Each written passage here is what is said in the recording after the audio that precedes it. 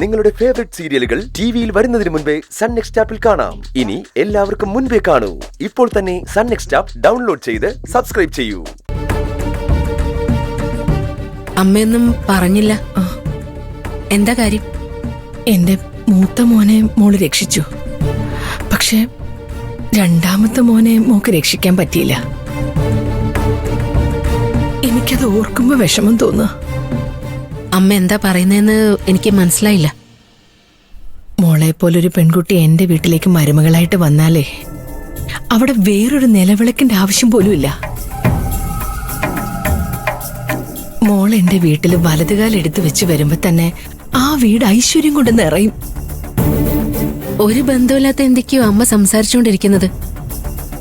ഞാൻ സംസാരിക്കുന്നത് ഒരു ബന്ധമില്ലാത്ത കാര്യങ്ങളല്ലെന്ന് എനിക്കും അറിയാം, മോക്കും അറിയാം.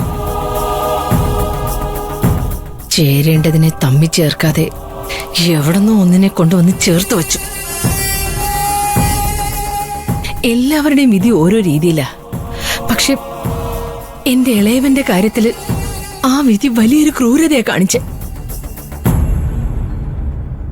ആകാശന്റെ ജീവിതത്തിലും മോളെ കൊണ്ടുവന്ന് ചേർക്കാതെ ഐശ്വര്യം കിട്ട ഒന്നിനെ കൊണ്ടുവന്ന് ചേർത്ത് വെച്ചു. അവന്റെ ഭാര്യയായി വരേണ്ടിയിരുന്ന മോള് ചീഫ് എഞ്ചിനീയറായിട്ട് ഇവിടെ ഇരിക്കുന്നു. മോളുടെ ഭർത്താവായി വരേണ്ടിയിരുന്ന ആകാശ് മോളുടെ അസിസ്റ്റന്റായിട്ട് ഇവിടെ ഇരിക്കുന്നു. ഇതൊക്കെ മോക്ക് എങ്ങനെ സഹിക്കാൻ കഴിയുന്നേ? എനിക്ക് നെഞ്ചു പൊട്ടുക. ഈ കാര്യമൊക്കെ അമ്മയ്ക്ക് എങ്ങനെ അറിയാം? ആകാശ് പറഞ്ഞതാണോ?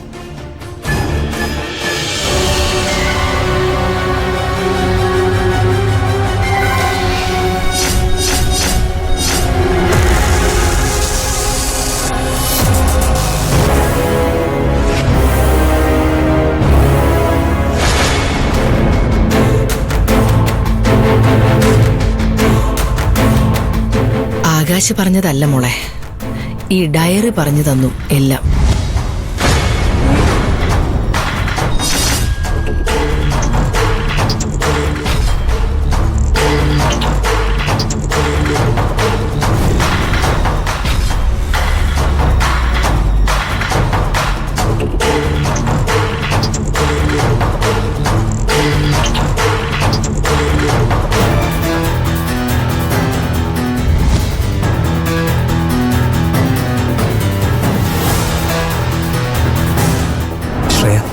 നമുക്കൊരു യാത്ര പോയാലോ?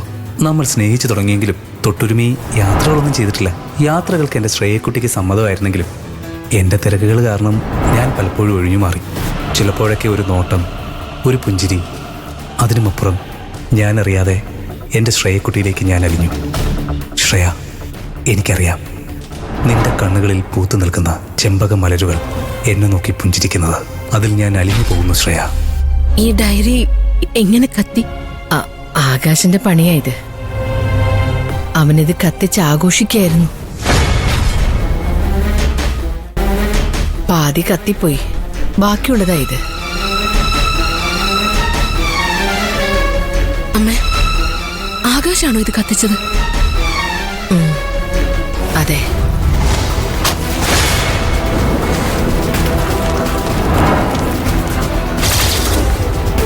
ആകാശ് ഡയറി കത്തിച്ചൊന്ന് ആലോചിച്ച് മോള് വിഷമിക്കണ്ട. അവനിത് കത്തിച്ചപ്പോ മുഴുവൻ കത്തിയില്ലല്ലോ എന്ന് ആലോചിച്ച് മോള് സന്തോഷിക്കേ.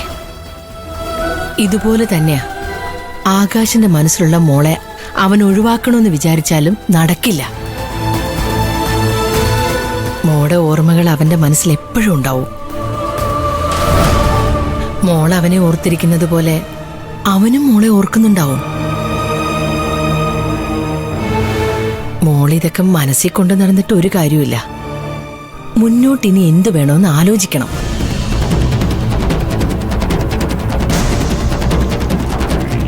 അവളുണ്ടല്ലോ, ആ തുണിക്കച്ചവടക്കാരി ചാരു.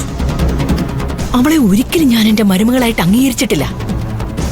അവളെ വീട്ടിൽ നിന്ന് അടിച്ച് പുറത്താക്കിയിട്ട് വേറൊരു പെണ്ണിനെ കൊണ്ട് എന്റെ മോനെ കല്യാണം കഴിപ്പിക്കണം. ആ പെണ്ണ് മോളാണെങ്കിൽ എനിക്ക് കൂടുതൽ സന്തോഷം ഉണ്ടാവും.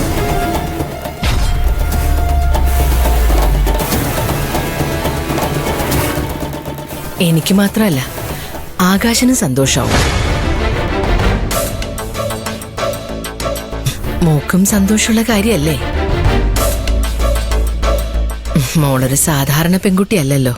പഠിപ്പും വിവരവും ഉയർന്ന ഉദ്യോഗമൊക്കെ ഉള്ള കുട്ടിയല്ലേ?